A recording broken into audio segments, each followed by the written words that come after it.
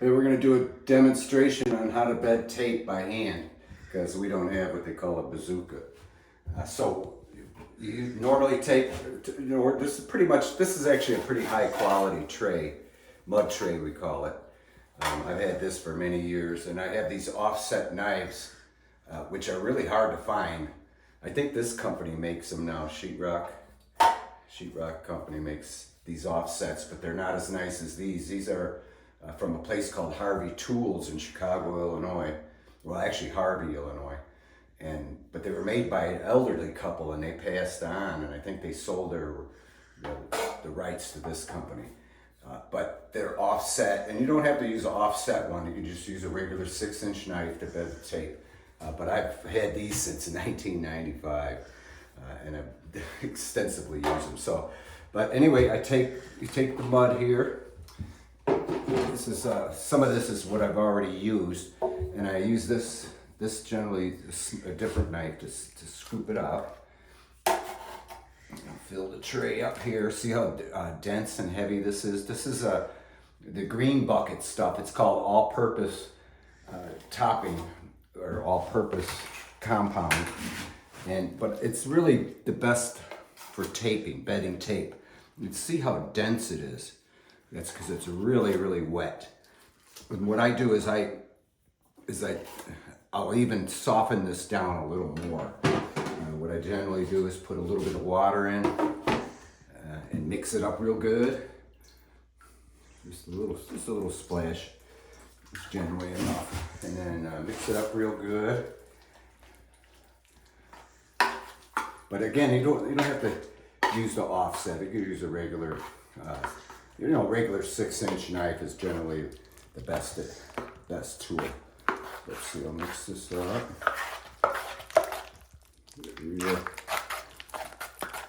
creamy.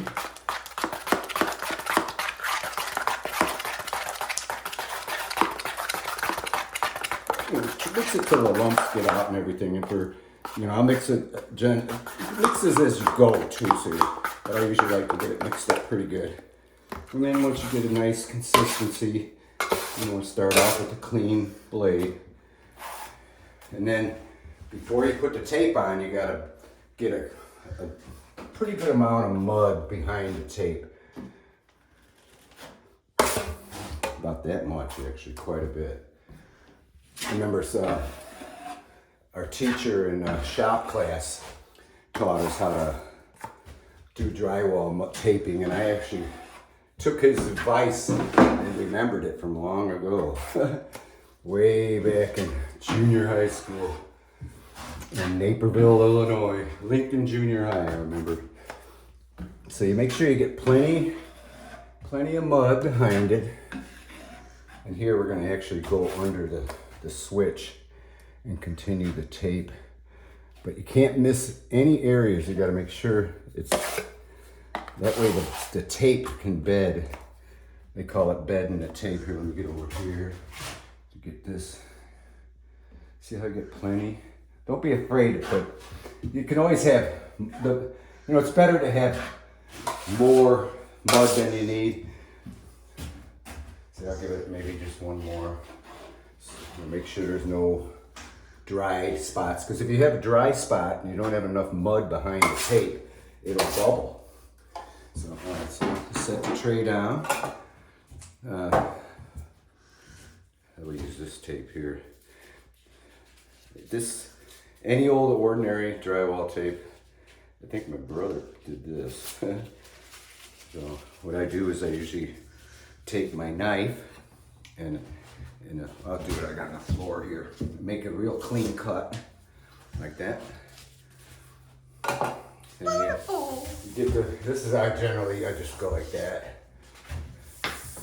It could be, make sure it's more than enough. And I'll neatly cut it again. Alrighty. Then you got to make sure that this side is against the wall, the side that folds like that, because you fold it for an inside corner. But that's the side you want on the seam. So you place it on the seam all the way across. Make sure it's lined up there. go. These outlets are right at the seam. But we did that on purpose. I made sure I cut the bottom, you know, I didn't want this beveled part where the tape goes on the floor because it's difficult when you're doing the carpentry. The baseboard wants to dip in. But anyway, you get this as straight as you can. You know, you don't want it like, you know, bowed down or anything because otherwise the tape will wrinkle. So you get it kind of bedded like that. And then what I do is I go over it lightly, very lightly, like that. Keep the blade flat, like that. And this is a bedding it kind of dry. That's what I call a dry bed. And then I apply more mud over the tape, like that.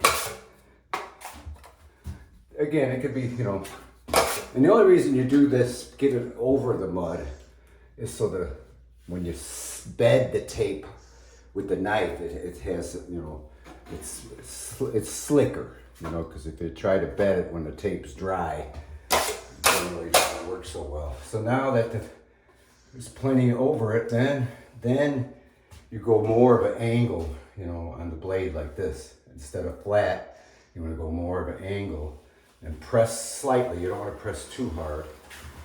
And then you go along. You know, empty the knife whenever you have to, otherwise it'll fall on the floor. And then, so I gotta watch out for those outlets. Don't get electrocuted. They're actually live. Okay, so it's not really quite bedded yet. You do it gently. Because again, if you go too hard, then it likes to wrinkle. And on the ends like this, I'll take the knife and, you know, you could either do it this way, like this. Okay, that's your starter. And then you do it again. And this time you press a little harder. See how that wrinkled there?